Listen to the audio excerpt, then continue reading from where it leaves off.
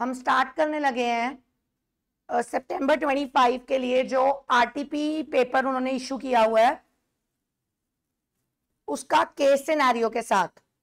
और जब आपने प्रीवियस केस सिनेरियोस के लेक्चर्स लगाए होंगे वहां पे मैंने एक चीज हमेशा मेंशन करी है कि हमेशा बैक क्वेश्चन से स्टार्ट किया करो, उससे आइडिया हो जाता है और टाइम सेव होता है केस स्टडी को सॉल्व करने के लिए। ठीक है, फर्स्ट क्वेश्चन से स्टार्ट करते हैं। दे से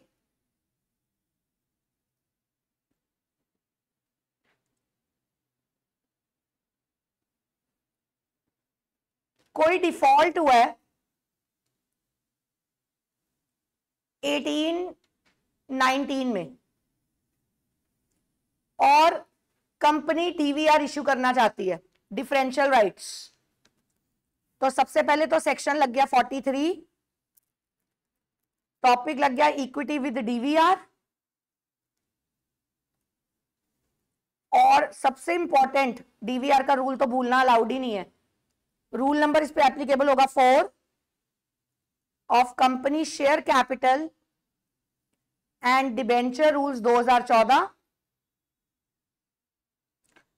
उसके हिसाब से उन्होंने ये बात बोली हुई है, अगर एक कंपनी कोई डिफॉल्ट करती है उसके बावजूद वो ये सोचती है कि उन्होंने इश्यू करने हैं new equity shares with DVR, तो रूल 4 कहता था कि आपको 5 इयर्स का बैन है। याद करो 5 इयर्स का बैन, सारा पॉइंट आता है कैलकुलेट कहां से होता था।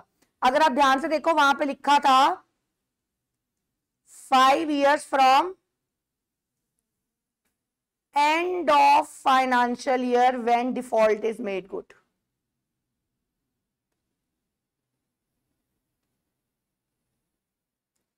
मतलब अगर फरवरी में डिफॉल्ट ठीक हुआ है तो हम मार्च के बाद से 5 साल कैलकुलेट करेंगे जहां पे फाइनेंशियल ईयर एंड होगा। फाइनेंशियल ईयर एंडिंग के हम आगे के 5 साल देखते हैं, ये सेक्शन 43 बोलता है। अकॉर्डिंग टू द प्रोविजंस आप बताओ कि क्या कंपनी एलिजिबल है। और देखो उन्होंने बोला है डिफॉल्ट उन्होंने ठीक कर दिया है, डिफॉल्ट उन्होंने ठीक कर दिया है। ठीक है, देखते हैं। यस यस, पहले तो नो वाले हटा देंगे क्योंकि उन्होंने बोला डिफॉल्ट वो ठीक कर चुके हुए हैं, तो कंपनी एलिजिबल है ना डीवीआर इश्यू करने के लिए। देखो क्या बोला उन्होंने, यहां पे वो कह रहे हैं 2018 की डेट और यहां पे वो बोल रहे हैं 5 इयर्स तक वेट करनी पड़ेगी 2024। ध्यान दो, मैंने कंसिडर करके डिफॉल्ट इज मेक गुड उसको नो काट दिया। हमें यहां से ये पता चलेगा कि हम इस तरीके से तुक्के नहीं ले सकते। समझ आ गया? अगर मैं वहां पे उन्होंने हमारे को क्वेश्चन में ध्यान से देखो टाइम पीरियड कौन सा दिया हुआ है 1819, जब 2018-19 में प्लस 5 इयर्स कर दो तो हमारे पास एंड ऑफ 2024 आता है। सुन रहे हो आप मेरी बात? 2024 आता है। अब वो कहते हैं कंपनी फिलहाल करंटली शेयर्स इशू करने के लिए इनएलिजिबल है क्योंकि बैन के अकॉर्डिंग आपको वेट कितनी देर के लिए करनी पड़ती है 5 इयर्स के लिए, और आपके 5 इयर्स कहां पे जाके एंड करेंगे 2024 पे। Is that clear? अगर मैं 2022 लेती तो ये यहां पे कितना टेन्योर ले रहे थे 3 इयर्स, जो कि गलत है। फर्स्ट वाली ऑप्शन में वो बोल रहे हैं जैसे ही क्लियर किया आप कर सकते हो, गलत है। और सी ऑप्शन कह रही है एलिजिबिलिटी नेक्स्ट फाइनेंशियल ईयर से ऑन हो जाती है, ये भी गलत है। हमारे को पता है कि जो बैन है वो बैन कितनी देर का है 5 इयर्स का। हाँ, मान लो इंस्टीट्यूट अगर क्वेश्चन डेट्स के हिसाब से दे देता तो फिर जिस डेट को डिफॉल्ट गुड होता है उसके आगे से 5 साल कैलकुलेट नहीं करने। जब डिफॉल्ट गुड होता है उसका मतलब ये होता है जब डिफॉल्ट गुड हुआ उसके end of the financial year तक वेट करेंगे और उसके 5 साल ऐड करके वहां तक हमारे को डीवीआर इशू करना बैन है। देयरफॉर इसका आंसर इज डी। ठीक है जी, आगे चलते हुए अब पार्टली पेड अप शेयर्स के ऊपर क्वेश्चन है और मिस्टर बख्शी का टॉपिक है। तो हम देखते हैं क्वेश्चन में मिस्टर बख्शी का टॉपिक कहां दिया हुआ है।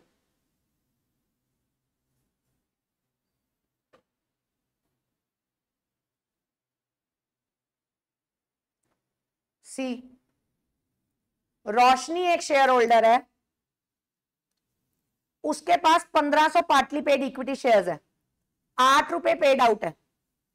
ठीक है जी, अगर मैं पार्टली पेड अप शेयर्स को कंसिडर कर लूं तो वो कह रहे हैं 5 जुलाई को इसने, रोशनी ने ट्रांसफर के लिए अप्लाई किया बख्शी को, मतलब बख्शी ट्रांसफर ही हो गया, और 1500 में से वो कितने शेयर्स उसको ट्रांसफर कर रही है? 500 शेयर्स। ठीक है जी, अगर कंपनी 500 शेयर्स ट्रांसफर कर भी देती है, अगर कंपनी 500 शेयर्स ट्रांसफर कर भी देती है तो ये पार्टली पेड अप शेयर्स है।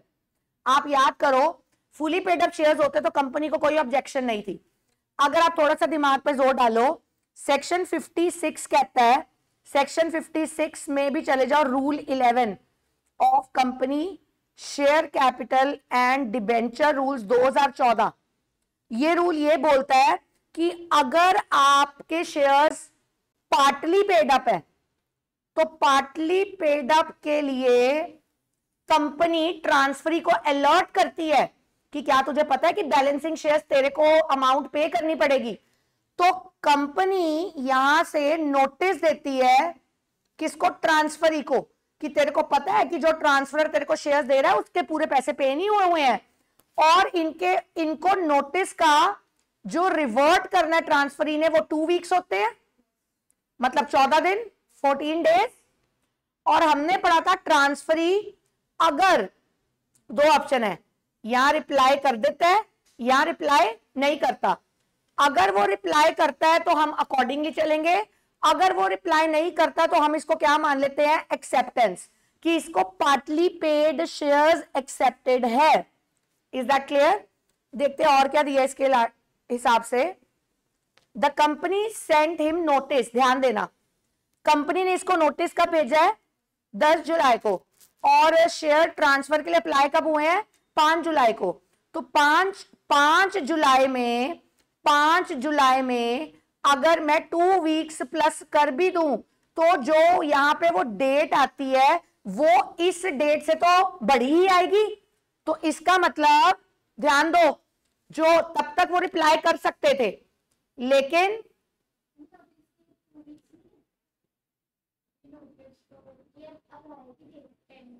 नहीं, एक मिनट, अच्छा सॉरी, 2 वीक्स की डेट दी हुई है, विच ही रिसीव्ड ऑन, अच्छा नोटिस भेजा गया 10 जुलाई को, सॉरी 10 जुलाई से 2 वीक्स में रिप्लाई करना था, और वो नोटिस मिला कब है उसको?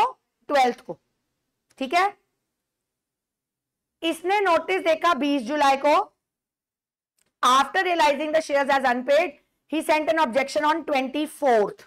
अब डेट कौन सी है? 10th जुलाई। 10th जुलाई में 24th 14 दिन के अंदर ही आती है, 14th को क्रॉस थोड़ी ना किया उसने, तो उसने यहां पे ऑब्जेक्शन रेज कर दी है। हाउएवर कंपनी ने आगे गई, कंपनी ने क्या कर दिया? ट्रांसफर कर दिया 27, जबकि कंपनी कर नहीं सकती, कंपनी ने गलती की है यहां पे, कंपनी का यहां पे डिफॉल्ट है। ये जो डेट दी हुई है ये करेक्ट दी हुई है, क्योंकि 2 वीक्स का टाइम पीरियड होता है। आगे कहते कंपनी ये बोल रही है आपकी ऑब्जेक्शन बहुत लेट आई थी। पढ़ लिया आपने सारा? अब चलते हैं हम क्वेश्चन के ऊपर। सेकंड क्वेश्चन क्या कह रहा है? आपने ये बताना है जो कंपनी का एक्शन है affecting the transfer of partly paid up shares, क्या वो वैलिड है? Answer is no. इतना तो पता लग गया ना, नो है, क्योंकि कंपनी ने रॉन्ग ऑब्जेक्शन किया। अब मैं यस वाले को काट सकती हूं, अब मैं यस वाले को काट सकती हूं। ठीक है, क्योंकि no, because the transferee did not give his explicit consent before the transfer of partly paid up shares. No, because mister Bakshi made objection with in 2 weeks from the date of receipt of notice. Answer is C, कि बख्शी की तरफ से कोई गलती नहीं थी, उसने 2 weeks में रिप्लाई बैक किया था। कंपनी का एरर है कि कंपनी 27 को गलती से रजिस्टर कर दिया, तो यहां पे मिस्टर बख्शी का कोई एरर नहीं है, इसीलिए correct answer is C. Is that clear? आगे चलते हुए थर्ड क्वेश्चन पे चलते हैं। According to the provisions of the companies act, can the company deny transferring shares to mister Varun's name? अब पहले देखते हैं वरुण के साथ रिलेटेड क्या कंटेंट दिया हुआ है। Where is Varun? Next paragraph, mister Varun एक शेयर होल्डर है कपूर लिमिटेड का, ठीक है जी, ये लीगल रिप्रेजेंटेटिव है डिसीज्ड शेयर होल्डर का, ठीक है, वरुण एक लीगल रिप्रेजेंटेटिव है। आगे, शेयर होल्डर जिसका वो लीगल रिप्रेजेंटेटिव है, जिसकी डेथ हुई है, उसका नाम है मिस्टर कार्तिक। अब लीगल रिप्रेजेंटेटिव ने एक रिटन एप्लीकेशन दी है कंपनी को कि आप कार्तिक वाले शेयर्स मेरे नाम पे ट्रांसमिशन कर दो, ठीक है, लेकिन मिस्टर वरुण को कंपनी की तरफ से कोई भी रिप्लाई नहीं आया। अब याद करो, अगर हम इस क्वेश्चन थर्ड को देखें तो यहां पे एक रूल है, सेक्शन 56 में ट्रांसमिशन आता है,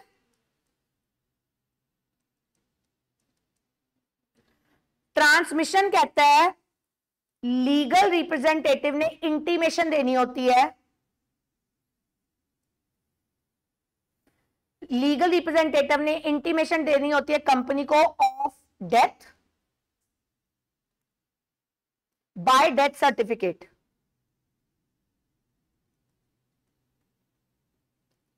यहां पे याद करो, no transfer deed is required.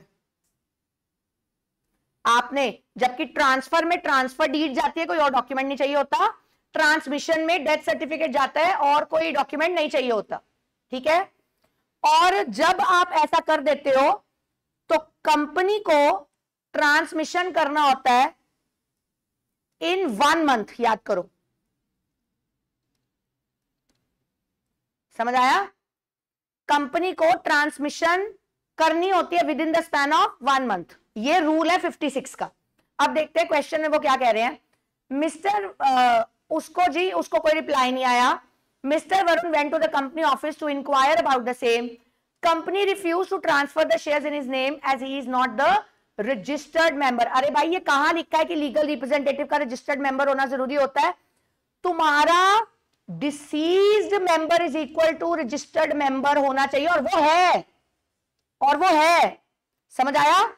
अब इस पैराग्राफ को देखते हुए हम देखते हैं थर्ड क्वेश्चन का क्या आंसर होगा। देखो, वो बोल रहे हैं can the company deny the transferring of shares. अब पूरे आंसर को पढ़ के हमें इसका आंसर नो तो पता ही है, कंपनी डिनाई नहीं कर सकती है, तो यस वाले को मैंने काट दिया। अब नो के मेरे पास 2 ऑप्शंस पड़े हैं। पहली option, no the legal representative has the right to transfer even if they are not registered shareholder. तीसरी option, no, the company can deny if the legal representative's name is not registered with the company. याद करो, transmission के case में 2 options थी, या तो deceased आगे share transfer कर देगा, या तो वो अपने नाम पे शेयर्स कर देगा। वो दोनों में से जो भी करना चाहता है उसके लिए उसको रजिस्टर होने की जरूरत नहीं होती, उसके लिए सिर्फ उसको इंटीमेशन देने की जरूरत होती है। सेक्शन 56 में ये क्लियर बात लिखी हुई है। Therefore, considering every point, answer turns out to be B. ये भी गलत दिया हुआ। Am I clear? पूछना कुछ? आगे 4th क्वेश्चन पे चलते हैं। नेक्स्ट क्वेश्चन है based upon the buyback limitation. ठीक है जी, बायबैक का कंटेंट देखते हैं कहां पे दिया हुआ है, उसका अगला पैराग्राफ दिया हुआ है। ठीक है, फॉर योर इंफॉर्मेशन, कंपनी की फाइनेंशियल पोजीशन दी हुई है 31 मार्च की। पेड अप इक्विटी दिया हुआ है 200 करोड़ का, फ्री रिजर्व दिया हुआ है 600 करोड़ का, सिक्योरिटी प्रीमियम दिया हुआ है 150 करोड़ का। आपको पता है, अगर मैं बायबैक सेक्शन 68 लग गया, अगर मैं 68 के हिसाब से चलूं तो मैक्स बायबैक कितना अलाउड है? 25%। 25% का बायबैक अलाउड है। 25% हम किसका लेते हैं? Paid up share capital plus free reserve plus security premium का। ठीक है, ठीक है जी, मैंने लिख लिया। अब बायबैक दूसरी चीज क्या है? जो बीबी होता है, बायबैक होता है, वो ओनली इक्विटी का होता है, इफ यू रिमेंबर। और इक्विटी शेयर्स कितने गिवन है? 20 करोड़। समझ आ रहा है? अगर मैं अमाउंट को ना देख के क्वांटिटी के हिसाब से चलूं तो 25% of 20 crore turn out to be 5 crore. दिमाग लगाओ, तो इसका मतलब है 5 करोड़ तक का बीबी अलाउड। समझ आया? 5 करोड़ तक का बीबी अलाउड है। ठीक है जी, पहले देखते हैं क्या क्वेश्चन इसी इतने डिस्टेंस के लिमिट में है कि नीचे वाला पढ़ना पड़ेगा। उन्होंने बोला है यस बायबैक वैलिड है एज द टोटल अमाउंट कितनी है 180 करोड़ इज विद इन 25%। नहीं, अभी हमें पढ़ना पड़ेगा और वापस चलते हैं।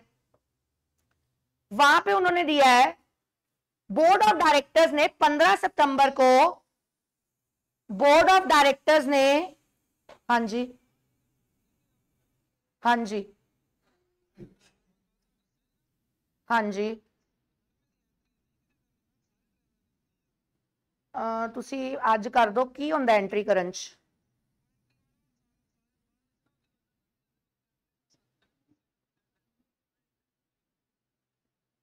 कोई नहीं, ਤੁਸੀਂ ਹਾਲੇ ਨੂੰ ਜਾਣ दो, मैं पास बनवा देंगे। ठीक है, तो 15 सितंबर को कंपनी ने ये देखो 3 crore equity shares at the rate of 60 पर शेयर पे अलाउ किया। नॉर्मली वो तंग करते होते हैं अमाउंट की कैलकुलेशन में, पर पहले मुझे क्वेश्चन देखना पड़ेगा। कंपनी प्रीवियसली 1 करोड़ का बायबैक पिछले साल कर चुकी हुई है, ये 2024 है, 23-24 में, और वो न्यू बायबैक फिलहाल प्लान कर रही है 24 में, 24-25 में। समझ आया? ठीक है जी, लेट्स सी। अब वो कंपनी ने कितने का बायबैक बोला? 3 करोड़ का।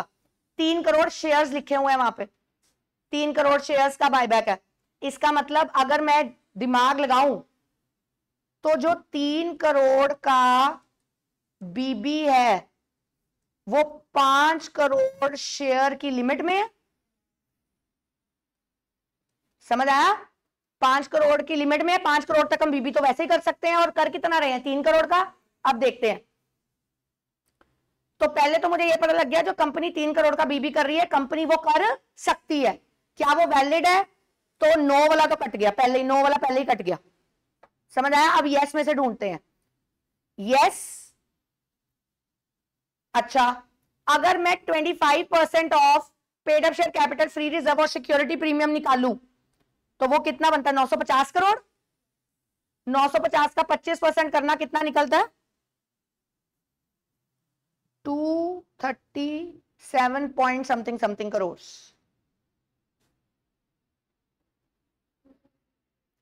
आप देख रहे हो? ये देखो, वो कह रहे हैं जो टोटल अमाउंट है ना वो 180 करोड़ है, जबकि बनती कितनी है? 237 करोड़। तो ये ऑप्शन गलत है। समझ आया कैसे निकला है? बायबैक की मैक्सिमम लिमिट क्या होती है? 25% of paid up share capital plus free reserve plus security premium. तो पेड अप शेयर कैपिटल की वैल्यू बोलना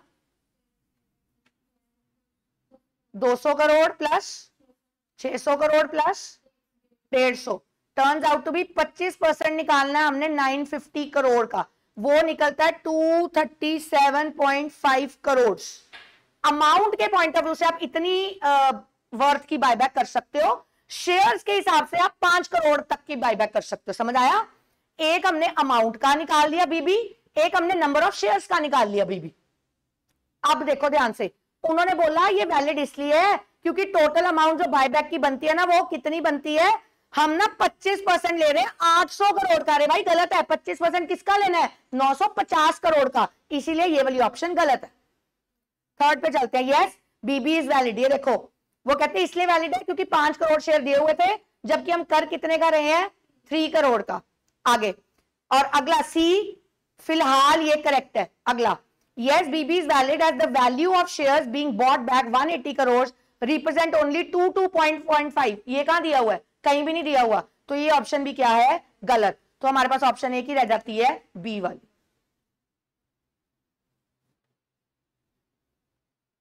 इज दैट क्लियर? आगे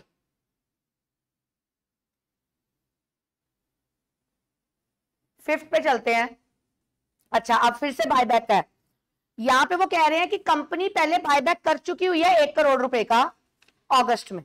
ठीक है जी, मतलब ये कह रहे हैं ओल्ड बीबी था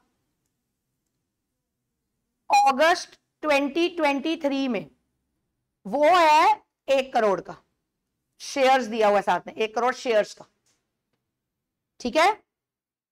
और अगर अभी याद करें तो वो कह रहे हैं ये न्यू बीबी करना चाहते हैं अक्टूबर 2024 में। अब याद करो ओल्ड बीबी में और न्यू बीबी में कितना गैप होना चाहिए, गैप ऑफ 1 ईयर। अगर आप अगस्त 23 देखो और अक्टूबर 24 देखो तो ये गैप 1 साल का है, ठीक है ना। आगे अब देखते हैं, can it legally conduct another buyback. तो सबसे पहले तो मेरे पास आंसर क्या आ जाएगा, यस। तो नो वाले तो काट ही दो। अब देखते हैं, yes as both the gap between buyback is more than 1 year, yes but only if tribunal gives specific permission. जब गैप 1 साल का है तो वहां पे ट्राइब्यूनल की परमिशन का कोई पॉइंट अराइज नहीं होता, देयरफॉर आंसर इज ए। समझ आया। Next 6th question, suppose if Kapoor limited post buyback debt equity ratio would exceed. याद करो डेट इक्विटी रेशियो कितनी होनी चाहिए, डेट इक्विटी होनी कितनी चाहिए, एक्यूरेट डेट इक्विटी कितनी होनी चाहिए, 2:1। It should not exceed this. ये मैक्स डेट इक्विटी रेशियो है। अगर आपको याद हो बायबैक की मैक्स डेट इक्विटी रेशियो 2:1 है और ये एक्सीड नहीं कर सकती, ठीक है। लेकिन उसके साथ एक और पॉइंट दिया हुआ है, गवर्नमेंट में प्रिस्क्राइब हायर रेट्स। अगर सरकार कोई बीच में डाल दोगे फिर तो तुम कुछ बोल ही नहीं सकते। देखते हैं, वो कहते हैं अगर उनकी एक्सीड कर गई है उसको मद्देनजर रखते हुए बताओ फॉलोइंग में से कौन सी स्टेटमेंट करेक्ट है। पहले तो अगर एक्सीड कर गई है तो सबसे पहली बात तुम्हारा बीबी क्या है, इनवैलिड। तुम्हारा बीबी इनवैलिड हो चुका है क्योंकि तुम्हारी रेशियो एक्सीड नहीं करनी चाहिए, तो वैलिड वाला काट दो, वैलिड वाला काट दो। अब रह गए ये 2 options, buyback will be invalid unless a higher ratio. ये लो, अगर हायर रेशियो जाती तो वो कैसे होनी चाहिए थी, प्रिस्क्राइब्ड बाय सेंट्रल गवर्नमेंट होनी चाहिए थी, therefore answer is B. Clear है जी। ये आगे चलते हुए 7th क्वेश्चन पे चलते हैं। सम्याक सॉल्यूशंस लिमिटेड है, उसकी एजीएम हुई है 20 सितंबर को, ठीक है जी। और अडॉप्ट किए उन्होंने financial statement for the year ending 31 मार्च 2024। मतलब एजीएम हुई है 20th को, एजीएम हेल्ड हुई है, ठीक है। However, due to lack of quorum, meeting adjourn हो गई है। अब एडजर्न मीटिंग कब आई है, 27 सितंबर को, 27 सितंबर को, ठीक है जी। Which is the last date of filing annual return. AGM का क्या रूल है, 60 days from actual AGM held।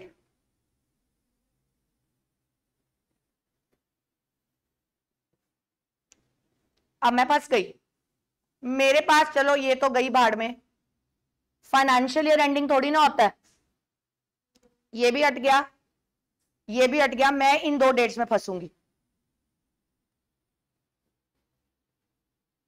क्यों भाई, अरे भाई जब तक फाइनल डेट एजीएम की नहीं आ जाती तब तक आप फाइनल कंक्लूजन कंसिडर नहीं कर सकते। और अगर आप देखो एक्चुअल एजीएम तो हो रही है 20th को, लेकिन फाइनली वो एडजर्न मीटिंग फाइनलाइज कब हुई है, 27 सितंबर को। तो यहां पे हम 20th को प्रायोरिटी ना देके किसको प्रायोरिटी देंगे, 27th को, क्योंकि मीटिंग का कंक्लूजन ऑफ द एजीएम कब हो रहा है, 27th को। तो यहां पे मेरे लिए कौन सा आंसर आएगा, जब कंक्लूजन ऑफ एजीएम होता है उसके आगे से 60 डेज, ध्यान दो, from actual AGM held days, उसके साथ साथ हमने क्या लेना होता है, कंक्लूजन ऑफ एजीएम अगर एजीएम नहीं हुई होती तो हम देते हैं जिस डेट को एजीएम हो, लास्ट डेट को एजीएम हो जानी चाहिए थी उसके आगे के 60 डेज। तो यहां पे मेरे लिए जो date of AGM, since AGM adjourn हो गई है तो मैं 20th के आगे 60 डेज कैलकुलेट नहीं करूंगी, मैं एडजर्न मीटिंग के आगे 60 डेज कैलकुलेट करूंगी। Am I clear? तो इसका answer turns out to be C. एक बार ये अगर आपके पास आंसर्स है क्रॉस चेक करते रहना, कुछ गड़बड़ ना हो। आगे चलते हैं 8th क्वेश्चन के ऊपर। ब्लू लीफ लिमिटेड एक इंडियन कंपनी है, total paid up share capital है 50 करोड़ का, और इनके बहुत सारे शेयर होल्डर्स मिडल ईस्ट में रहते हैं। Out of this total capital 15 crore net worth के जो शेयर्स हैं वो रिसाइड करते हैं कुवैत में। To facilitate better maintenance of records and communication with its overseas share holders. अच्छा, क्वेश्चन है फॉरेन रजिस्टर का। कंपनी ने डिसाइड किया कि वो फॉरेन रजिस्टर बनाएंगे, ठीक है जी। फॉरेन रजिस्टर आ गया, सेक्शन 88 लग गया, और फॉरेन रजिस्टर जहां पे आएगा वहां पे साथ के साथ रूल बताना बहुत जरूरी है। रूल 7 लगना है यहां पे रूल 7 लगेगा किसका? Of management and administration rules 2014। Foreign register का बड़ा इंपॉर्टेंट टॉपिक है, एक्सपेक्टेड क्वेश्चन होता है। सेक्शन 88 लग गया, साथ में रूल 7 लग गया of management and administration rules 2014। और इसमें हमने क्या पॉइंट पढ़ा हुआ है कि जब फॉरेन कंपनी के केस में क्या होता है कि आपको एक ही रूल है, आप फॉरेन रजिस्टर बनाते हो, फॉरेन रजिस्टर बनता है MGT3, और ये MGT3 फॉर्म आप ROC को देते हो इन 30 डेज। जो भी फॉरेन रजिस्टर आप बनाओगे जो कि MGT3 होता है, ये आपने ROC को देना होता है with in the span of 30 days. Let's see. To facilitate better maintenance of records, उनके शेयर होल्डर्स ने डिसाइड किया कि वो ओपन करेंगे रजिस्टर, और उनके नेम्स पर्टिकुलर्स दे दिए, और उन्होंने रजिस्टर ओपन कब किया है? 1 नवंबर को। अब आपने बताना है कौन सा ऑप्शन करेक्ट है, ठीक है जी। पहली ऑप्शन में वो क्या कह रहे हैं? वो कह रहे हैं file the resolution pass by board approving. Board resolution की बात नहीं की गई है सेक्शन 88 में। सेंड एक्सटर्नल अफेयर्स को कोई इंटीमेशन नहीं जानी। File with the registrar notice कब? फ्रॉम 1 नवंबर से 30 डेज विद प्रिस्क्राइब्ड फीस। साथ में मैंने आपको बता दिया कौन सा फॉर्म नंबर जाता है, MGT3 फॉरेन रजिस्टर का। साथ में आप फीस पे करते हो और 30 डेज में आप रजिस्ट्रार को देते हो। Therefore answer is C. आप इन क्वेश्चंस को देख के ये जान सकते हो कि कितनी डेप्थ में डेट और डेज के क्वेश्चंस पूछे जाते हैं। ट्रिकी क्वेश्चंस होते हैं ये, ठीक है। अगले पे चलते हैं 9th क्वेश्चन के ऊपर। बड़ा इजी है। 14 लाख रुपए की ऑनलाइन इंटरनेशनल लॉटरी लगी है भाई। लॉटरी वर्ड जहां से आएगा पहले ही पता लग जाता है क्या है, प्रोहिबिटेड, ठीक है। अब वो रिमिट करना चाहती है उसमें से इतना पैसा जो कि लॉटरी विनिंग का है। अरे भाई ये प्रोहिबिटेड करंट अकाउंट ट्रांजेक्शन है, prohibited according to the current rules. अब देखो प्रोहिबिटेड के हिसाब से कौन सा चलेगा, बताओ जी। प्रोहिबिटेड के हिसाब से ये कह रहे हैं अलाउड अलाउड अलाउड, कांटा मार दो, लॉटरी कभी भी अलाउड नहीं है। बहुत easy PG, answer is D, it is a prohibited current account transaction. चल दूं आगे। आगे इसमें से TGCA के हिसाब से इमूवेबल प्रॉपर्टी किसमें होता है?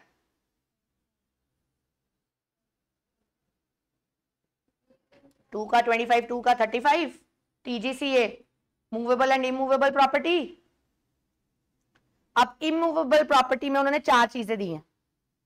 आप सॉइल बना रहे हो, मेकिंग ब्रिक्स। हमने बताना है कौन सा इमूवेबल है, हमने बताना है कौन सा इमूवेबल है, ठीक है। देखते हैं। जमीन से जुड़ा हुआ है ब्रिक्स, तो फिलहाल ये तो है। राइट टू कैच फिश, याद करो आनंद बिहारा वर्सेस स्टेट ऑफ ओडिशा का लीडिंग केस स्टडी किया था, और उस लीडिंग केस स्टडी में उन्होंने बोला था राइट टू कैच फिश को हम इमूवेबल प्रॉपर्टी कंसिडर करते हैं। इसके साइड पे लिखो क्या केस स्टडी का नाम था, आनंद बिहारे वर्सेस स्टेट ऑफ ओडिशा। याद करो बड़ा इंपॉर्टेंट लीडिंग केस था, हमने क्लास में डिस्कस भी किया हुआ है इसको। आनंद बिहारा वर्सेस स्टेट ऑफ ओडिशा का केस स्टडी है, उसमें यह भी आता है। अच्छा, राइट टू ड्रेन वाटर, पानी तो मूवेबल है, तो ड्रेनेज ऑफ वाटर कभी भी इमूवेबल में नहीं आता, this is consider to be movable. Doors and windows of the house immovable है, क्यों? क्योंकि एनीथिंग फास्टन टू लैंड के साथ कनेक्टेड चीजें सारी इमूवेबल में आती है, तो ये तीनों इमूवेबल है। तो आंसर आ जाएगा only 1, 2 and 4, answer is B. तो ये तो तुम्हें पता ही है, टीजीसीए के इस महान शब्द में से एक क्वेश्चन तो एक्सपेक्टेड होता ही होता है। बस ये याद रखना, इसकी लीडिंग केस स्टडी का नाम नहीं भूलना अगर इसके रिलेटेड क्वेश्चन आ गया तो। आगे चलते हुए डिस्क्रिप्टिव क्वेश्चंस पे चलते हैं। आपके एमसीक्यूज फिनिश है, अब डिस्क्रिप्टिव क्वेश्चंस पे चलते हैं। डिस्क्रिप्टिव क्वेश्चन में वो सबसे पहले बोल रहे हैं 30 जून 2023 है, सनराइज इंफ्राटेक लिमिटेड है और इन्होंने डिपॉजिट्स सिक्योर किए हैं 160 करोड़ के, और इस 160 करोड़ के ऊपर ये इंटरेस्ट कितना चार्ज कर रहे हैं? 12% का। ठीक है, 12% का इंटरेस्ट चार्ज कर रहे हैं और ये रीपेबल है after a period of 30 months. ठीक है जी, 6 to 36 चाहिए होता है हमारे को, विद इन लिमिट है।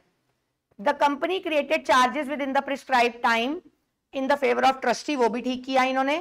कहते जी इन्होंने चार्जेस क्रिएट करने के लिए नीचे लिख दिया, हमें पता है चार्जेस किस पे क्रिएट होते हैं? ओनली टेंजिबल एसेट के ऊपर, तो creating charges only on tangible होता है।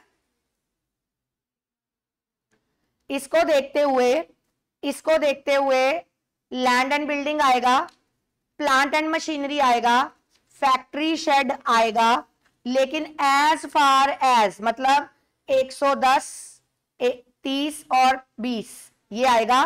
ट्रेडमार्क इंटेंजिबल है, गुडविल इंटेंजिबल है, क्योंकि ये इंटेंजिबल है, इनको हमने कंसिडर नहीं करना। ठीक है जी, आगे तो कितनी एसेट की वर्थ है जिसके ऊपर चार्ज क्रिएट हो सकता है? Answer is 110 plus 30 plus 20 is 160 crore. 160 asset की वर्थ है और चार्जेस कितने के उठा रहे हैं?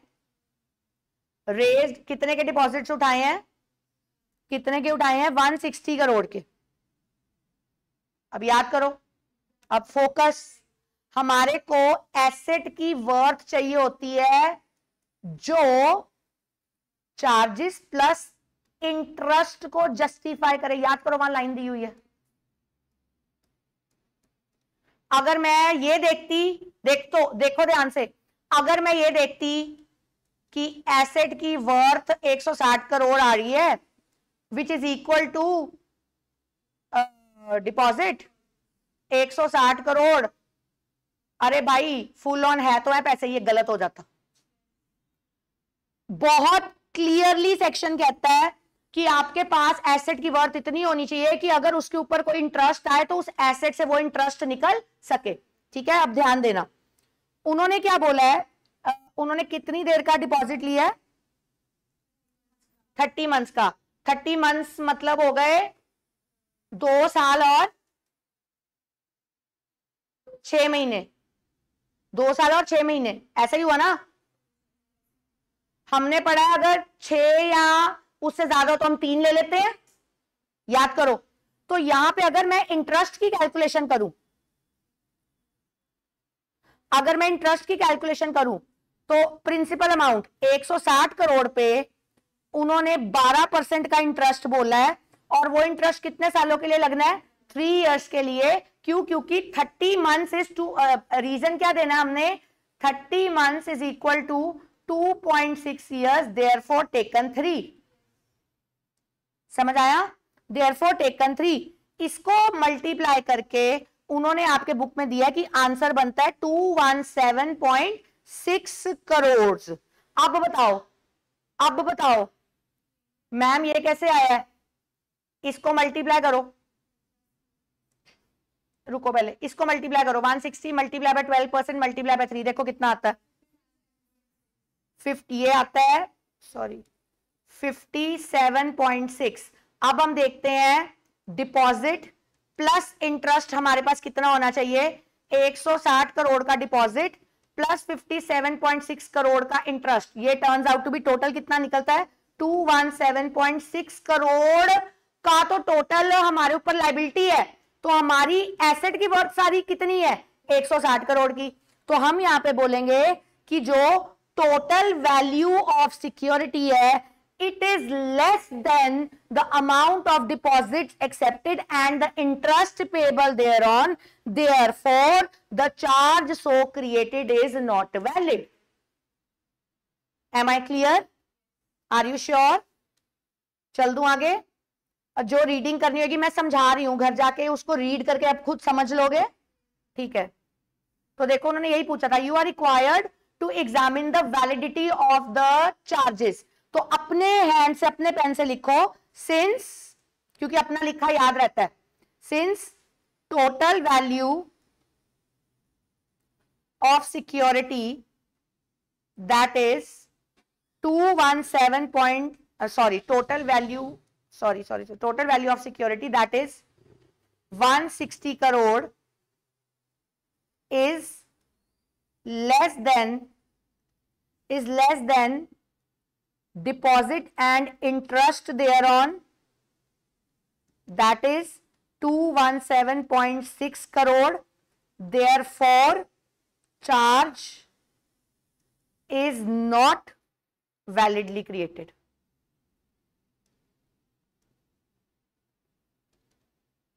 ये इसका आंसर आ गया।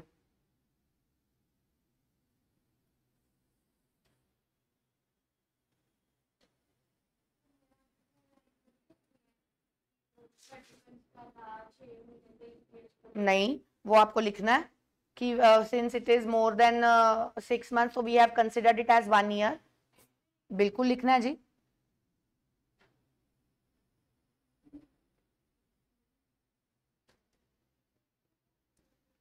आगे नेक्स्ट क्वेश्चन पे चलते हैं। 12th क्वेश्चन क्या कह रहा है, कंपनी फतेह लिमिटेड है, एंगेज्ड है in a business of electronics manufacturing, has a paid up share capital of 12.50 crore and a shareholder base comprising 3500 members। अच्छा 3500 मेंबर है, कंपनी इक्विटी शेयर्स लिस्टेड है and it has history of strong share holder participation in general meetings. ठीक है जी। अच्छा 10th मई को notice आया है कि हम एजीएम करने वाले हैं और एजीएम होनी है 13 जून को। अच्छा मीटिंग से कम 21 दिन पहले नोटिस जाना चाहिए और 10th मई और 13 जून 21 से ज्यादा बनते हैं। हमने 10th और 13th को छोड़ना है, 10th और 13th को छोड़ना है तो 21 डेज अबव बनते हैं। ठीक है, तो वो वहां पे झोल नहीं है। आगे मीटिंग शुरू होनी है 11 बजे, तो आधे घंटे में हमें क्वारम चाहिए होता है और मैंगलोर में हो रही है। अच्छा जी, ऑर्डिनरी और स्पेशल बिजनेस आइटम्स डिस्कस होनी है, फाइनेंशियल स्टेटमेंट्स अप्रूव होनी है और new appointment of independent director होना है। On the schedule date however the required quorum was not present. पहले तो क्वारम का पॉइंट आ गया, सेक्शन कौन सा लग गया 103। क्वारम का क्वेश्चन आ गया तो सेक्शन सबसे पहले लग गया 103। और क्वारम के केस में हमने क्या पढ़ा हुआ है कि अगर आपके बंदे कितने से स्टार्ट होते हैं 1000 से, क्वारम 103 क्या कहता होता था,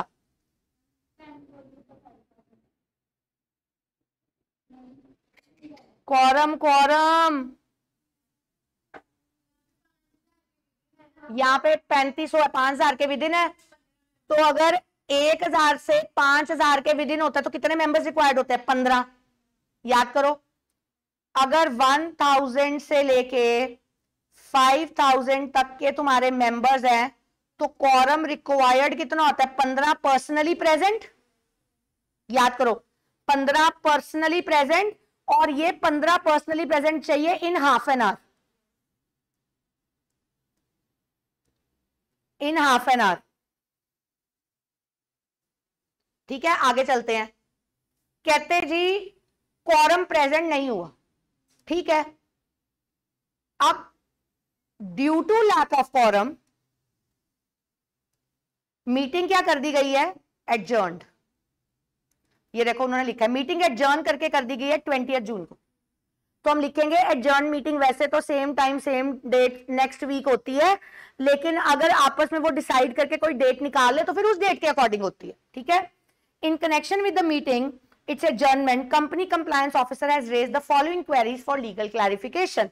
ठीक है जी, कहते if only 2 members are present at the adjourned meeting on 20th June, क्या मीटिंग वैलिडली हेल्ड होगी? याद करो, क्वारम, वांट ऑफ क्वारम की वजह से मीटिंग सिर्फ एक बार एडजर्न होती है। अगर दोबारा मीटिंग में आधे घंटे में क्वारम नहीं आया तो जो लोग प्रेजेंट होते हैं उन्हीं को ही क्वारम मान के हम मीटिंग को जस्टिफाई कर देते हैं। तो यहां पे मीटिंग वैलिडली हेल्ड हुई है, ठीक है। दूसरा, assume that on 13/2025 16 members in person were present. अच्छा, but due to disorderly conduct by few share holders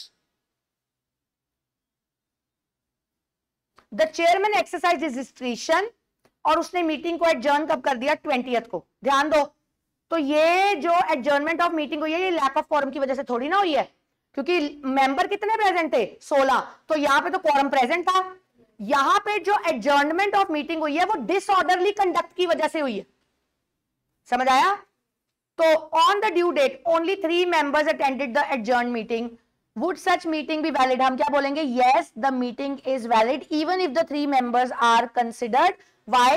Because this meeting was not adjourned due to reason of the quorum.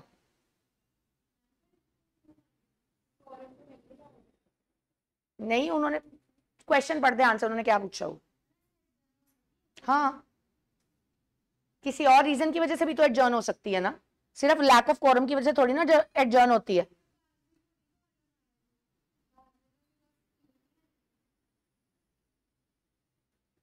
मतलब अच्छा, मैं समझ गई तुम्हारी बात। ये देखो, एजीएम हुई, लैक ऑफ क्वारम हुआ, एजीएम एडजर्न हो जाएगी, और यहां पे रीजन क्या है? Due to lack of quorum. Therefore adjourned meeting में प्रेजेंट मेंबर्स को इज इक्वल टू क्वारम मान लिया जाएगा, ठीक है। आगे, एजीएम थी, उसमें क्वारम प्रेजेंट था, फिर भी तुम मीटिंग को एडजर्न कर रहे हो, तो यहां पे जो रीजन है वो other than lack of quorum है, समझ आया? इसका मतलब याद करो, उन्होंने बोला है हर मीटिंग में आधे घंटे में क्वारम का होना जरूरी है। यहां पे quorum was required to be present, समझ आया? और यहां पे क्वेश्चन के हिसाब से प्रेजेंट मेंबर्स कितने आए थे? 3, which is not equal to quorum. यहां पे कंपनी के हिसाब से रिक्वायर्ड नंबर कितना चाहिए हमारे को? 15 पर्सनली प्रेजेंट, समझ आया? हर मीटिंग में अपने को क्वारम चाहिए है। तो सी, अब सुनो ना, जो लैक ऑफ क्वारम की वजह से मीटिंग एडजर्न होती है, lack of quorum can be adjourned 1 time. मैंने तो नहीं बोला meeting can be adjourned at 1 time. अब ये क्या होगी एडजर्न? 2nd time. अब 2nd टाइम एडजर्न होने का रीजन क्या है? लैक ऑफ क्वारम, समझ आया आपको?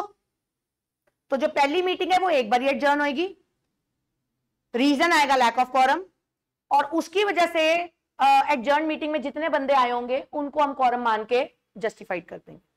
दूसरे वाले में quorum was not the reason of absence, some लड़ाई झगड़ा वाज, इसीलिए हर मीटिंग में क्वारम का होना जरूरी होता है। एडजर्न मीटिंग में सिर्फ कितने जने आया? 3, वहां पे भी कितने चाहिए थे? 15 पर्सनली प्रेजेंट, लेकिन आए कितने वहां पे? सिर्फ 3, क्योंकि रीजन यहाँ पे लैक ऑफ क्वारम नहीं है, मुझे दोबारा से मीटिंग को एडजर्न करना पड़ेगा, क्योंकि 3 जने आए थे, उस मीटिंग में 15 चाहिए थे। अब ये 2nd टाइम एडजर्न होगी, लेकिन लैक ऑफ क्वारम की वजह से एक ही बार ये एडजर्न हो रही है। अब यहां पे जितने मेंबर आएंगे उनको हम क्वारम मान लेंगे, क्योंकि लैक ऑफ क्वारम की वजह से एक एडजर्न मीटिंग दोबारा एडजर्न नहीं हो सकती। हाँ, अगर इस एडजर्न मीटिंग में मेंबर्स आ जाते और रीजन कोई और होता तो फिर से ये दोबारा जितनी बार मर्जी एडजर्न करते जाओ, लैक ऑफ क्वारम की वजह से दोबारा एडजर्न नहीं होगी। Is that clear? चल दूं आगे। 13th क्वेश्चन क्या कह रहे हैं जी? स्ट्राइड वॉक लिमिटेड एक लिस्टेड कंपनी है, manufacturing export premium shoes and accessories करते हैं। फाइनेंशियल रिस्ट्रक्चरिंग चल रही है इनकी और जी लॉसेस हो रहे हैं इनको। रिसेंटली इन्होंने प्रोडक्शन मैनेजर अपॉइंट किया अर्जुन को। वो इंप्रूवमेंट्स करना चाहता है, प्रोडक्शन एफिशिएंसीज करना चाहता है। इन सब चीजों को देखते हुए इन्होंने एक मीटिंग हेल्ड करी है 20 अप्रैल को कि, और इन्होंने डिसाइड किया कि हम फाइनल डिविडेंड का सेक्शन एक ही है 123 माई बाप सेक्शन 123 सेक्शन है 1 2 3। तो वो कहते हैं डिविडेंड 50 लाख रुपए का देना है इक्विटी शेयर होल्डर्स को, और ये पहली बार डिविडेंड दिया जाएगा 8 सालों में अपने शेयर होल्डर्स को उत्साहित करने के लिए। कहते ठीक है, इसका मतलब inadequacy of profits,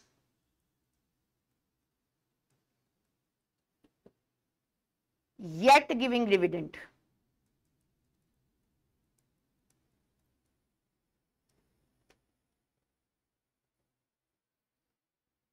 Insufficiency of profits, yet company decide कर रही है कि कंपनी ने डिविडेंड देना है।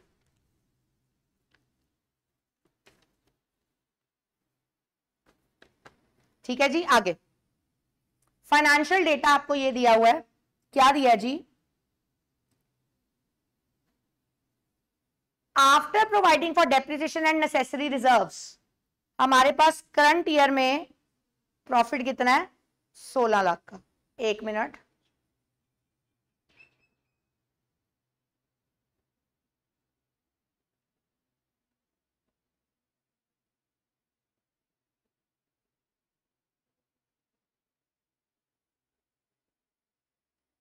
ध्यान देना है, ध्यान दो। After several years of operational losses, इस साल क्या है? इस साल क्या है? प्रॉफिट।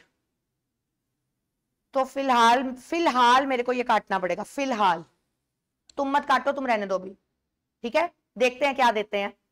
अच्छा जी, फ्री रिजर्व्स पिछले 5 सालों के 8 सालों के टोटल करके दे रखे हैं 170। ठीक है, डिविडेंड डिक्लेयर्ड कितना है?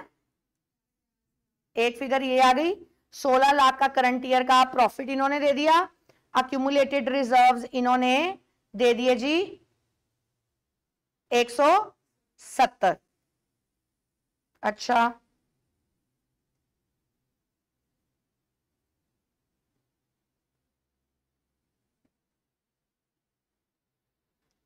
तो जो 50 लाख सोर्सेज होते हैं, जो तुम डिविडेंड डिसाइड कर रहे हो 50 लाख का, that dividend is first given out of current year profits. तो मैं माइनस करूंगी करंट ईयर प्रॉफिट्स में से मैंने कितना निकाल लिया, कितना दिया हुआ? 16 लाख रुपया। तो अभी भी मेरे को कितने और पैसे चाहिए डिविडेंड देने के लिए? 34 लाख। 34 लाख मुझे और चाहिए डिविडेंड देने के लिए। इसका अब देखो, प्रॉफिट्स तो है लेकिन जितना डिविडेंड में देना चाहती हूं उसके लिए एडिक्वेट नहीं है। तो मैं ये नहीं बोल रही कि मुझे लॉसेस हो रहे थे, मैंने बोला मेरे पास प्रॉफिट है, लेकिन क्योंकि प्रॉफिट कम है,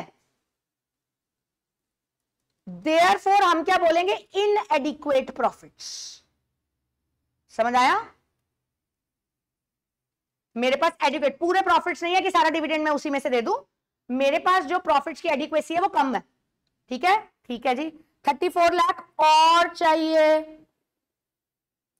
ठीक है, वो कहते हैं उसमें से 170 रिजर्व्स में दिया हुआ है, paid up share capital 680 lakh का दिया हुआ है। ठीक है जी,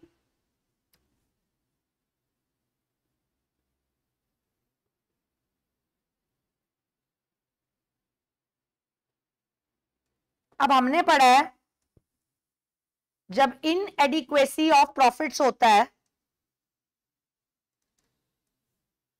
तो वहां पे आपको रूल 3 की कंडीशंस फॉलो करनी पड़ती हैं।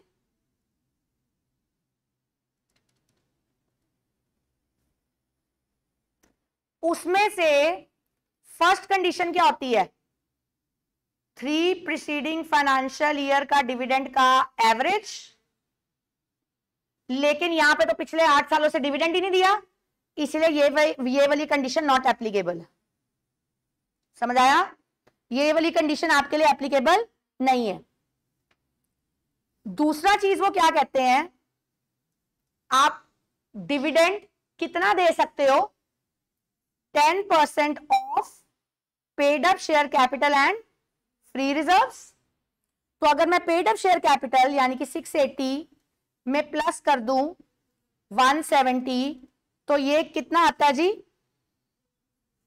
ये मेरे पास आता है 850 लाख। 850 का अगर मैं 10% करूं तो ये मेरे पास कितना आया, 85 लाख। मैं इतना डिविडेंड दे सकती हूं, और मुझे चाहिए कितना, और चाहिए कितना है, ध्यान दो 16 लाख तो करंट प्रॉफिट्स ने कवर कर दिया था, बैलेंस कितना बचा हुआ है, 34 लाख है, कितना मेरे पास 85 लाख। तो जो अमाउंट टू बी विड्रॉन है from accumulated profits, that is 34 lakh, which is within limit of 85 lakh. Therefore, second condition justified. सारी कंडीशन फुलफिल करनी है ना, सेकंड कंडीशन फुलफिल हो गई। समझ आया? उसके बाद चलते हैं जी, अगर आपके कोई फ्री रिजर्व्स है, थर्ड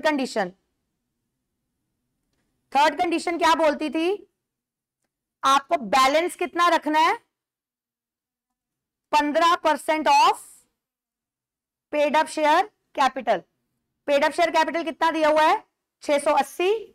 अगर मैं 15% ऑफ 680 करूं तो वो कितना निकलता है,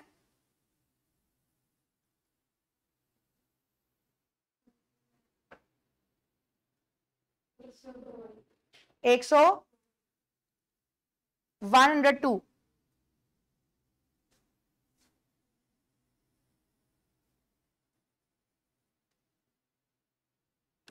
ये मुझे बैलेंस चाहिए इन रिजर्व्स।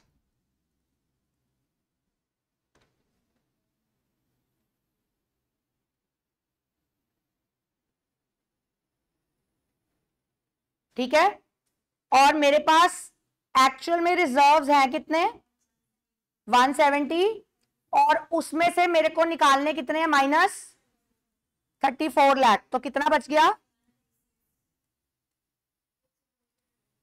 अब 136 crore left is greater than 102 required, therefore third condition also fulfilled. तो लास्ट में हम क्या लिखेंगे, since all the conditions of Stride Walk Limited has been completed, therefore they have complied all the legal conditions in spite of inadequate profits, therefore their declaration of dividend is justified. Clear है?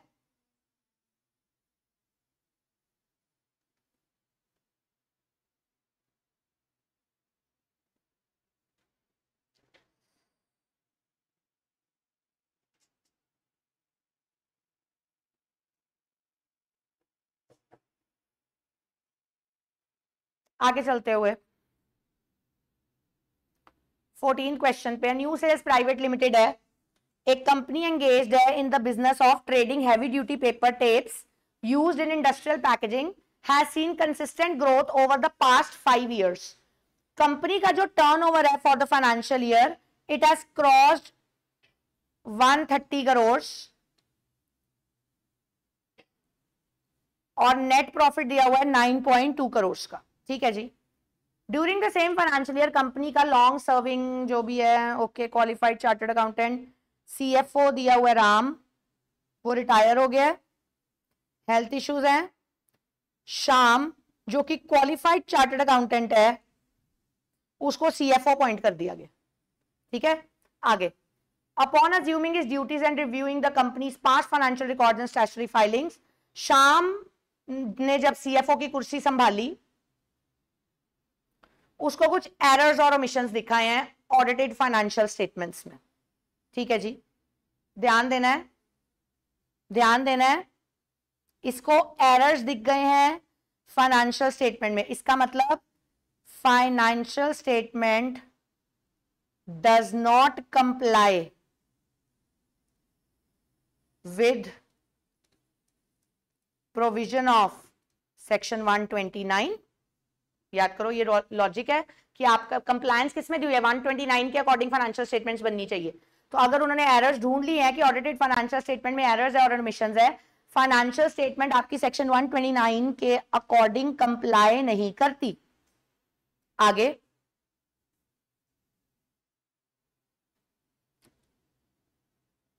Concerned about the potential implication of these discrepancies, mister Shyam ने advice किया board of directors को कि आप इसको revise करो। अच्छा, revise करो, उनको बोला, ट्राइब्यूनल थोड़ी ना बोल रहा है। कौन बोल रहा है? चार्टर्ड अकाउंटेंट बोल रहा है। तो चार्टर्ड अकाउंटेंट ट्राइब्यूनल थोड़ी ना होता है। तो ये वॉलंटरी रिवीजन है, समझ आया? ये वॉलंटरी रिवीजन का टॉपिक है, voluntary revision of financial statement या बोर्ड रिपोर्ट। तो सेक्शन कौन सा लग गया? 131। ठीक है जी। अगर फाइनेंशियल स्टेटमेंट अब 131 क्या कहता है? अगर फाइनेंशियल स्टेटमेंट 129 के साथ कंप्लाई नहीं करती, या दो ही चीजों का, report of board of directors, board report का कौन सा सेक्शन है? 134, नॉट अकॉर्डिंग टू सेक्शन 134, कि अगर आपकी फाइनेंशियल स्टेटमेंट 129 के हिसाब से नहीं है या आपकी बोर्ड रिपोर्ट 134 के हिसाब से नहीं है, तो 131 में उसका वॉलंटरी रिवीजन का पॉइंट रेज किया जा सकता है। ठीक है, आगे देखते हैं। कहते फाइनेंशियल स्टेटमेंट ऑलरेडी अडॉप्टेड थी बाय द शेयर होल्डर्स। ठीक है जी। अब हमने जब ऐसा वॉलंटरी रिवीजन करवाना है, ये वॉलंटरी रिवीजन हम करा सकते हैं of past 3 preceding financial year. याद करो, अलाउड कितना है? जब हम वॉलंटरी, ट्राइब्यूनल जौन सा मर्जी खुलवा देता है, लेकिन जब हम खुद सेल्फ रिवीजन करवाते हैं, इसके लिए सेक्शन आना जरूरी है पहले। तो जब हम सेल्फ रिवीजन करवाते हैं तो हम 3 प्रीसीडिंग फाइनेंशियल ईयर का करवा सकते हैं, साथ के साथ we require permission of tribunal. ये 131 की प्री रिक्वायरमेंट्स है। पिछले 3 सालों के रिकॉर्ड्स हम खोल सकते हैं, प्लस हमारे को परमिशन चाहिए होती है ट्राइब्यूनल की। और जब आपको परमिशन ऑफ ट्राइब्यूनल रिसीव्ड है, तो आपने, कंपनी ने फाइल करना है ट्राइब्यूनल का ऑर्डर। किसको फाइल करना है? ROC को इन 30 डेज। ये 131 का रूल है कि जब आपको आ गया ऑर्डर, उसके 30 डेज के अंदर अंदर आपने क्या करनी होती है? फाइलेशन। ठीक है, अब देखते हैं। With the reference to the companies act, advice करो कि वेदर, क्या ये लोग परमिटेड है ऐसा करने के लिए। कौन से साल की किताबें खोल रहे हैं? 21, 22। और ऊपर डेटा कौन से ईयर का दिया हुआ है?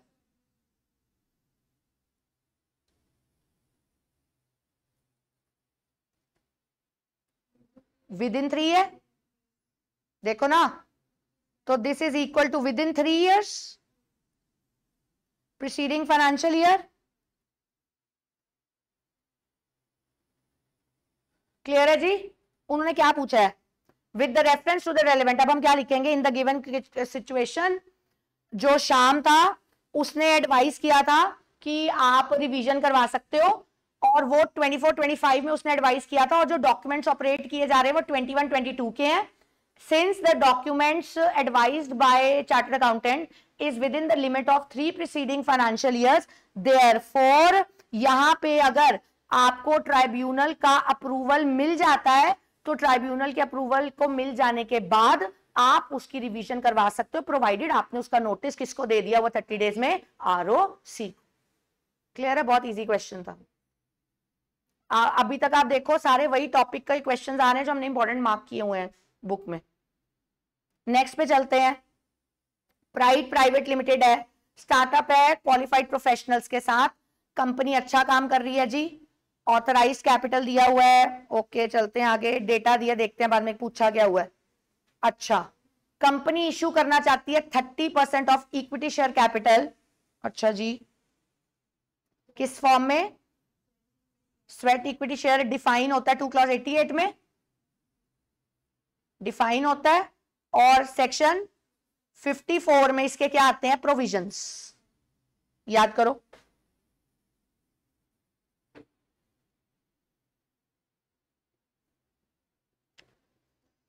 और 54 में एक मोटा पॉइंट है, एसआर चाहिए होता है, एसआर रिक्वायर्ड है, और इस एसआर में डिटेल बतानी होती है, कितने शेयर्स, कब, मार्केट प्राइस, क्वांटिटी, क्या, सब कुछ डिटेल्स आपको देनी होती है। ठीक है जी, आगे लिमिट, स्वेट इक्विटी लिमिट क्या है? 50% of paid up share capital. Ma'am ये कहां दिया हुआ है? अभी देखते हैं, रुको।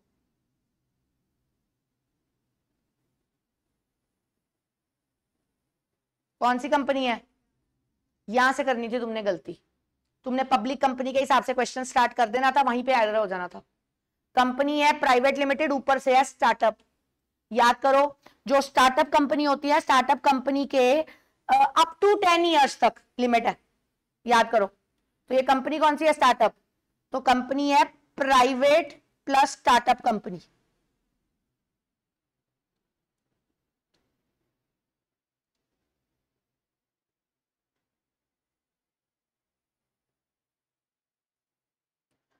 तो इनके लिए लिमिट क्या है? 50% of paid up share capital कर सकते हैं अप टू 10 ईयर्स।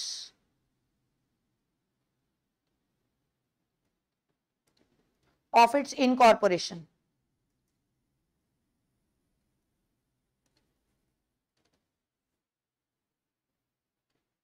ठीक है जी, और ये डिसाइड कर रहे हैं 30% करना है, तो फिलहाल अभी तक कोई गलती नहीं है। आगे, to a class of directors and permanent employees with objective of motivating. हाँ जी, वो होते ही इसके लिए हैं। और नीचे जाके क्या लिख रहे हैं? लॉक इन पीरियड कितना है? 5 ईयर्स का, जबकि लॉक इन पीरियड कितना होता है? यहां पे पेपर में ही ऐसे मार्क कर लेते होते हैं, एरर, 3 ईयर का लॉजिक है यहां पे।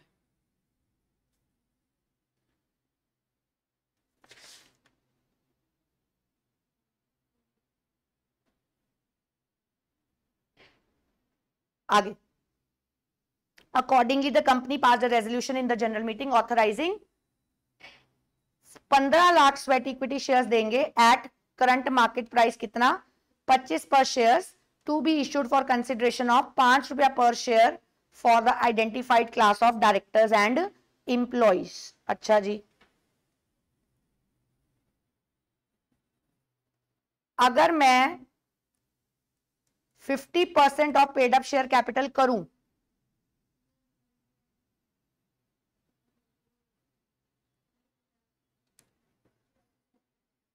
₹50 लाख शेयर्स दिए हुए हैं, तो 50% of 50 lakh shares turns out to be 25 lakh shares तक कर सकते हो, और 15 लाख का कर रहे हो। समझ आया? 25 लाख तक कर सकते हो, 15 लाख का कर रहे हो, मतलब जो तुम ये कर रहे हो ये विद इन द लिमिट है। तो पहला क्वेश्चन उन्होंने पूछा है, क्या size of issue of sweat equity shares appropriate है? Answer is yes, since it is a private and a startup company for the first 10 years the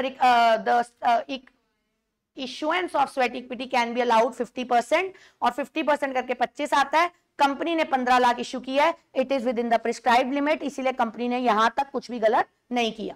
दूसरा क्वेश्चन वो पूछ रहे हैं क्या लॉक इन पीरियड जस्टिफाइड है, वहां पे आप लिखोगे नहीं जी लॉक इन पीरियड जस्टिफाइड नहीं है, क्योंकि lock in period companies act के हिसाब से 3 साल होता है, कंपनी 5 साल दे रही है, और अगर कंपनी 5 साल देती है तो ये कंपनीज एक्ट में लिखे स्टेटेड लॉ के अगेंस्ट जा रही।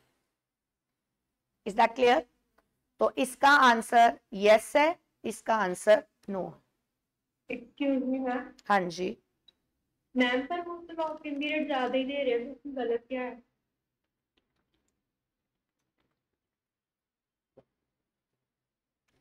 Shares are freely transferable.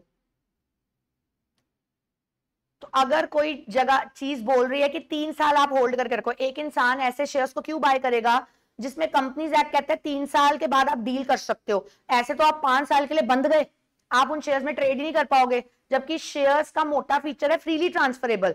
तो लॉक इन पीरियड जब लिखा 3 साल का, तो आप उसकी ट्रांसफरेबिलिटी को 5 साल रख के रिस्ट्रिक्ट कर रहे हो, जो कि अलाउड नहीं है। क्लियर है? चल दूं आगे, नेक्स्ट क्वेश्चन पे चलते हैं जी। शुभम लिमिटेड एक होल्डिंग कंपनी है वैभव प्राइवेट लिमिटेड की, as per the financial statements. Okay, अच्छा जी, ये एच कंपनी है और ये एस कंपनी है फिलहाल, ये पब्लिक है और ये प्राइवेट है। जो प्राइवेट कंपनी है उसका टर्नओवर है 180 करोड़, 1.80 करोड़ का, और paid up share capital 80 lakh का। वो पता पूछ रहे हैं आपसे क्या स्मॉल कंपनी का इनको स्टेटस मिलेगा कि नहीं मिलेगा। हाउएवर कंपनी सेक्रेटरी कह रहा है कि इसको क्लासिफाई नहीं किया जा सकता। पहले तो याद करो पेड अप शेयर, पहले तो सेक्शन 2 क्लॉज 85 मोटा सेक्शन, उसमें पहले तो पेड अप शेयर कैपिटल की रेंज बताओ, 50 लाख रुपए से लेके 4 करोड़ तक। 4 करोड़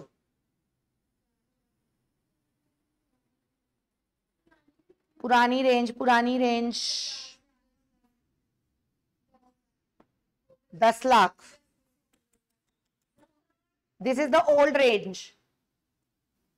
आपके लिए करंट क्या एप्लीकेबल है कि पेड अप शेयर कैपिटल होना चाहिए लेस देन और इक्वल टू 4 करोड़, ठीक है, और इसमें होता है 50 लाख और हायर। याद है, ये लिखनी है। टर्नओवर की रेंज क्या है? 2 करोड़ से लेके 100 करोड़, 2 करोड़ और हायर। और टर्नओवर जो करंट चल रहा है उसमें turnover less than equal to कितना होना चाहिए? 40 करोड़, ठीक है। तो हमने जो देखना है, ये जो टर्नओवर है ये 40 करोड़ से कम है, और जो ये है ये 4 करोड़ से कम है, दोनों कंडीशन जस्टिफाई होती है।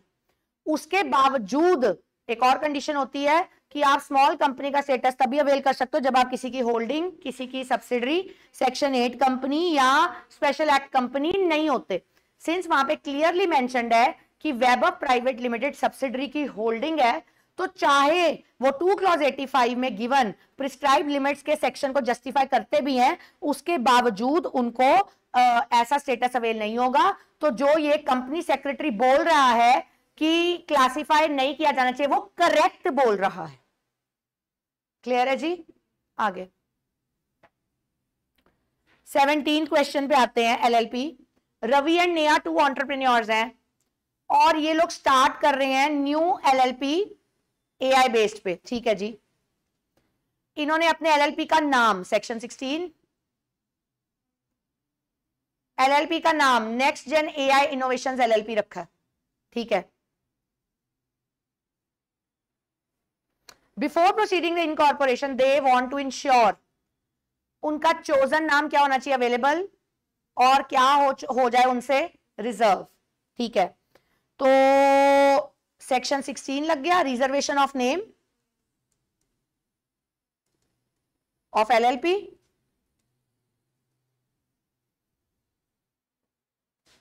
सेम नाम की एग्जिस्टिंग एलएलपी नहीं होनी चाहिए।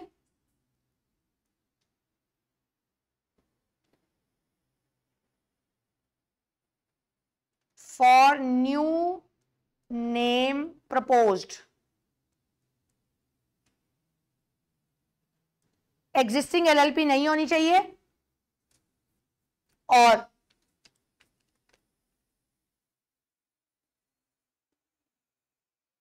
कुछ दिया एलएलपी में, एग्जिस्टिंग कंपनी नहीं होनी चाहिए, एग्जिस्टिंग फर्म नहीं होनी चाहिए, कुछ नहीं दिया हुआ। आगे, they apply to the registrar through the web platform, required fee दी है। आप बताओ जी लीगल रिक्वायरमेंट्स क्या होती हैं रिजर्वेशन ऑफ नेम के लिए। अब लीगल रिक्वायरमेंट्स यहाँ पे क्या क्या है, सबसे पहले तो लीगल रिक्वायरमेंट में सेक्शन 15 लग जाएगा, नेम अनडिजायरेबल नहीं होना चाहिए।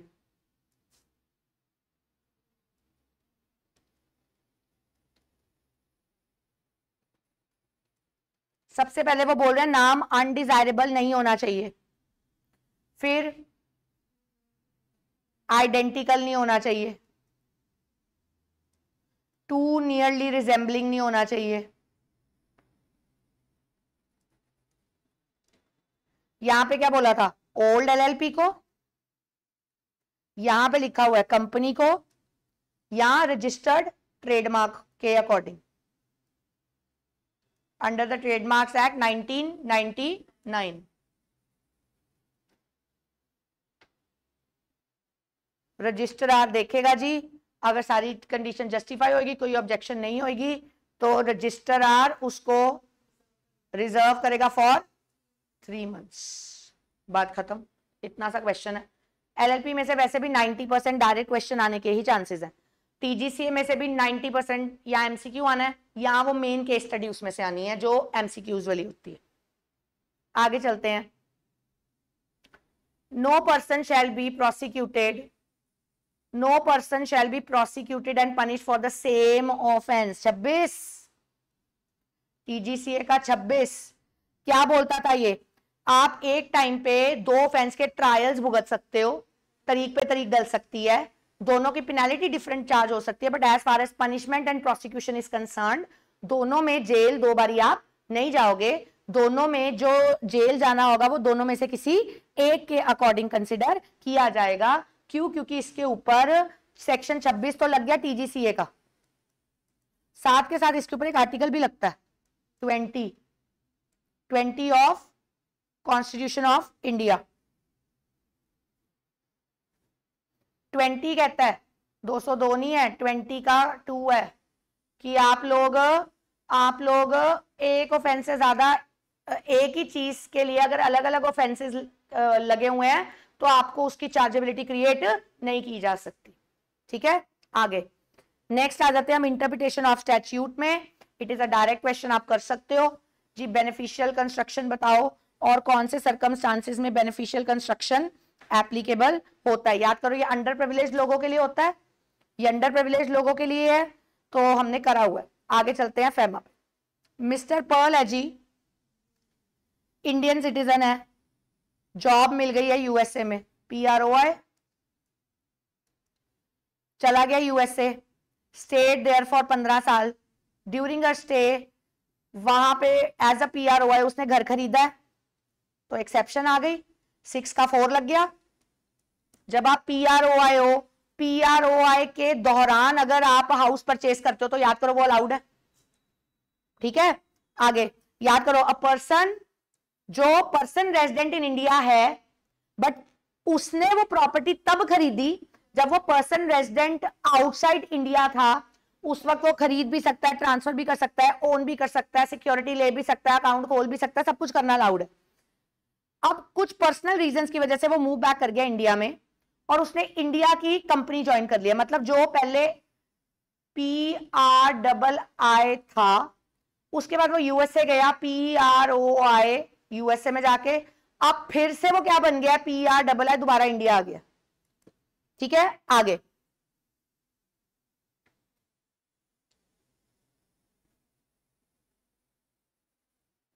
She had moved back to India. She left out her house. वो घर यूएसए में रह गया and deposited the obtained rent in her account. मतलब अकाउंट भी तब खोला जब वो PROI था, हाउस भी तब खरीदा जब वो PROI था, और ये दोनों कंडीशन 6 के 4 में जस्टिफाइड है। एडवाइस करो, क्या वो एक और घर खरीद सकता है? क्या वो एक और घर खरीद? हाँ जी, आप यूएसए में पड़े अकाउंट में पैसे का जो मर्जी करो, समझ आया? इंडिया का पैसा थोड़ी ना अब जा रहा है, हमें क्रॉस कनेक्शन से प्रॉब्लम है, यहाँ पे तो क्रॉस कनेक्शन हो ही नहीं रहा। वहां पैसा कमाया, वहां के अकाउंट में रखा, वहां के अकाउंट से तुम वहीं पे खरीद रहे हो, तो क्रॉस कनेक्शन तो हुआ ही नहीं, तो फैमा बीच में चीची पैपा क्यों करेगा? तो हाँ जी, आप वहां पे सेकंड हाउस खरीद सकते हो, बिकॉज आपका इंडियन अकाउंट नहीं है, आपका कौन सा अकाउंट है? यूएसए। क्लियर है जी? ये तो आपका एक रिवीजन टेस्ट पेपर जो उन्होंने सितंबर 2025 के लिए दिया था वो फिनिश है।